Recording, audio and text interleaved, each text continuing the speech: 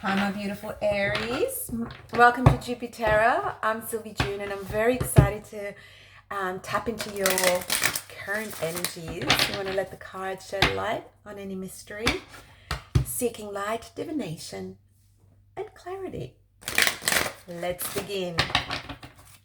First, we want to draw an angel guide oracle card from a beautiful Aries, sun, moon, rising, signs, and reminders. So this is a card of significant synchronicities. You might be going through a phase where you might have had some doubts, might have felt like you are being, led down the garden path, or you're not sure where things are heading, where you're heading. For a cup, Six of Pentacles, you're disheartened and disappointed. There's a level of apathy that you have towards the lack of reciprocity from other people, where you come in with integrity, but you're not necessarily getting the same in return. Well, here are the signs and reminders that you are on the right track, and that that spirit always has your back. So on your journey, guided by your higher self, what are the energies that my Aries sun, moon, rising has to be aware of? Six of Pentacles showing up again at the bottom of the deck with the Strength card. Shows that a lot of courage is needed, and you're showing up as the Four of Swords, and the Seven of Swords is crossing you. Wheel of Fortune, and you are here supported by the Fool card, which is you in your strengths, in your element. Knight of Cups in the past. We have the Knight of Cups in reverse. You withdrew your love offer, or somebody withdrew their love in the past. You felt deceived, and you are currently healing from that situation. But ahead of you is King of Pentacles and the Death card in reverse. So something is reviving, something is coming back. Okay, Aries, so if this resonates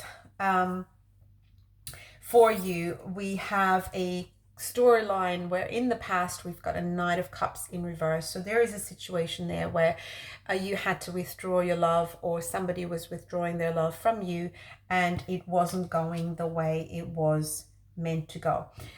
It was quite upsetting for you. You stayed up, you just you were worried. You tried to understand what had happened. You tried to understand what went wrong. It really put you in this mode of self-reflection, but after it broke your heart, and you kind of kept yourself to yourself, but you were very disappointed. The Three of Swords comes before the Four of Swords. You were very disappointed with how this situation panned out, and how deceptive the other person was, or how deceptive you had to become. This is sneaking away energy. So you might have felt like you had to just cut and run from a situation. But yeah, there's a lot of deception there, a lot of sneakiness that you weren't aware of, and it really it betrayed your trust, and it really made you go into this healing mode. You are feeling better. You're still, you're still not pleased about the past and the situation, but you're in healing mode, and you're resting, you're recuperating. There's still a lot of thoughts, but they're not as present in your head. So you're not in like an Eight of Swords energy, you're in the Four of Swords. So you're actually more meditative. You're finding your heart space a lot more when you are recuperating, and this is what's working in your favor, because the Wheel of Fortune is something that we trigger, but as soon as we go into healing mode, because the healing mode is the most generous, compassionate thing we can do for ourselves, is to say, I'm taking a time out, I'm really going to work things out for what's best for me, I'm doing what's best for me. what's best for me is to heal. And by doing that, we this is a surefire way, like how we say in manifestations, for example, if we want something given to us, we give. If you want to receive, you give. If you want to if you want to have more of something, then show gratitude for the something smaller, for it to grow bigger. So that some of these like surefire ways, and if you go into healing, you start to catapult yourself into the next cycle, the wheel of fortune, and elevation of your higher self. You're basically listening to the higher self guarding you. And then what's supporting you is the Fool. So the important thing with healing, and sometimes, it takes however long it takes, but the important thing when we heal is that we actually heal. And healed feels like the Fool. It feels like, do you know what? I am ready now to embark on new experiences, because we're no longer hurt. We're no longer wounded. We have overcome that, and we understand what to do differently in the future. We've learned our lesson. The Fool has completed a cycle. So you must have gone through a very a vicious cycle that had incorporated this level of betrayal.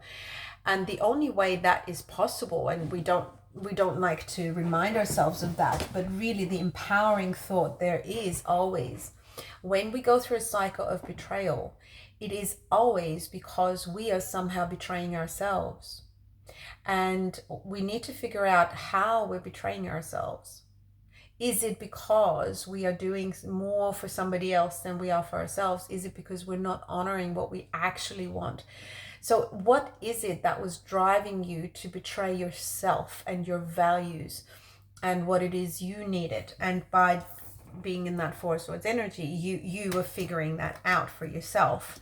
And so by doing that, by giving yourself what you need and not prioritizing the needs of others, you have completed the cycle. It's very simple. It's a very simple structure.